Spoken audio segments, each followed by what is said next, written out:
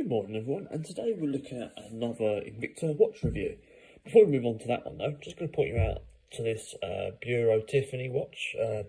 By all means, check out the review I've done of that on my channel if you do like a good old Tiffany blue sort of homage watch to the Tiffany blue Rolex.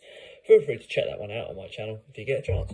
But yes, for today's purposes, we're going to be looking at the Invicta Pro Diver 29179, also known as the Smurf homage or the blue Submariner homage, however you want to put it.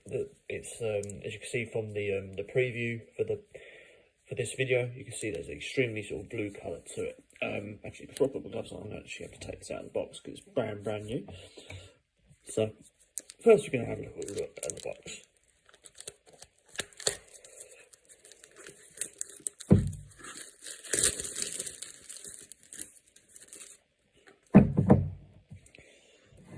So it's the initial look at the box. We've obviously got that really extremely yellow theme to it with that embossed black Invicta logo. Obviously with that invincible in detail strap line on the bottom, and obviously the year it was made.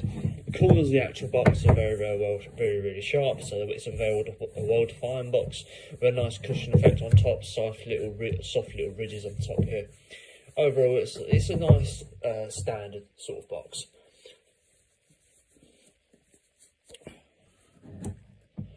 With a simple folding lid sort of fashion to it, and overall inside, I've always been impressed with Invicta for having their really thick cushions relative to such a thin gap in their box.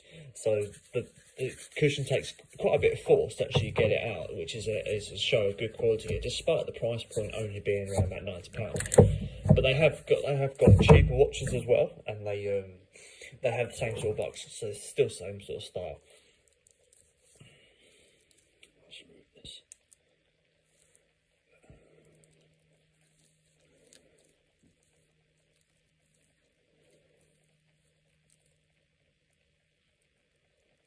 So here we go guys, this is the Invicta Pro Diver 29179 Blue Submariner homage, or the Smurf as some people like to call it.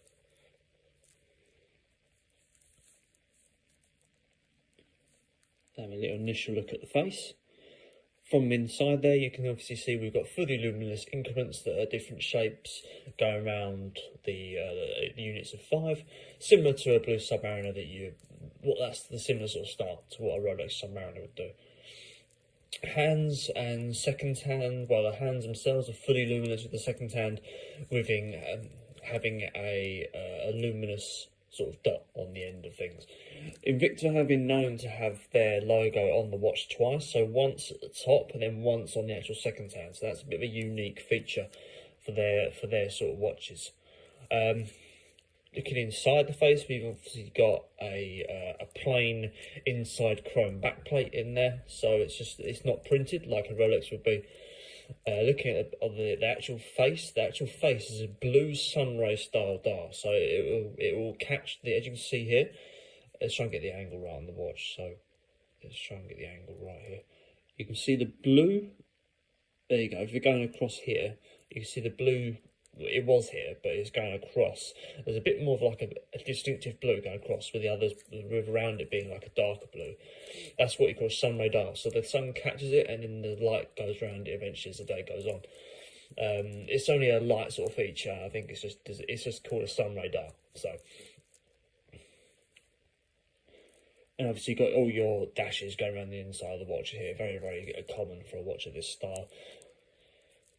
So a bit of a background behind this watch. You've got it operates on an automatic movement, as you can see from the sweeping hand here. It's a date function, so you've got a Cyclops high with date function here. Has a 14.2mm case width and a 42mm case diameter, with a bandwidth around about of 22mm. So if you wanted to change this, you would need a 22mm bracelet to go with it. Looking at the bezel, you've got this extremely reflective, extremely shiny, sort of like almost like a mirror chrome style bezel here, because these numbers are really catching the sun really well, and so is the bezel itself. More shiny than some other watches I've done reviews on. So the bezel itself offers a sort of an older style numbers system on the actual bezel because of the old-fashioned sort of digits. If you look at like an old-fashioned Pepsi, you may notice that the numbers are a little bit different to how they are nowadays. So this is probably like a 2010 equivalent. Like the 2017 or 2018 onwards ones have a thicker numbers on the bezel. If you have a look at one of my videos I've done on that, you'll see what I mean by that.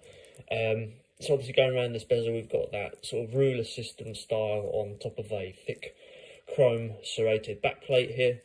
And obviously going around the casing, you can see here that it's fully mirror finished with that Invicta embossing on the side, fully engraving that in the side of the watch with a chrome finish going all the way around and a chrome finish crown as well. So we're going to have a brief look at the movement of the crown here. So no actual popping system there. I'm not sure if that's a sign of sort of a good quality or not. So let's take that out again. Yeah, so only a light, delicate movement to adjust that. There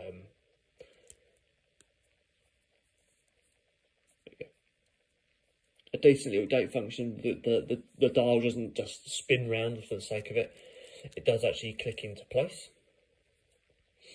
So looking at the next movement. Yeah, and the crown movement to the actual hands is a decent one as well. So some watches I've reviewed, you've done this and it would spin round like mad when you're trying to change the time. And the wind-up function is a decent function as well. You can hear that, obviously you can hear that winding function there, but very, very common on, say, a Rolex as well. But the wind-up function, despite the £90 price point, it's a decent movement for it. But I think you'd expect some sort of quality for £90. Looking at obviously the casing a bit better. Oh, sorry, I have misinformed you here a bit, but you've got a lined stainless steel finish going around to where the casing meets the Jubilee strap. So this, talking of the Jubilee strap, you've got Jubilee straps usually are two-tone stainless steel finishing. So you've got obviously a line finish on the outside and a chrome finish inside. Jubilee links half the size of an oyster strap.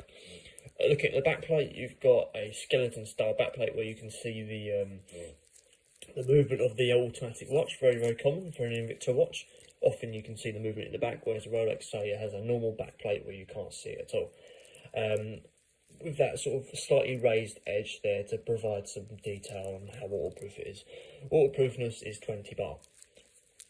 So looking at the strap here, as I said, you've got it's a stainless steel with a chrome stainless steel finish Jubilee strap, easily adjustable on both sides using punching pins. Clipped into the actual clasp, you've probably got double-ended popper pins as well. Yeah, you do. Double-ended popper pins here to take those out.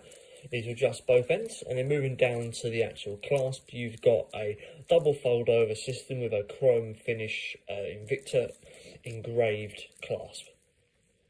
With a double fold-over system. But the one thing about this clasp is it's a cheap style clasp, which is a shame. But Invicta haven't been known to have the best clasps, but the actual watches do tend to meet the quality and the price that you pay. So if you pay £90, you'll get a decent watch for the price. Even at £20, you'll get a decent watch for it. So let's put this on.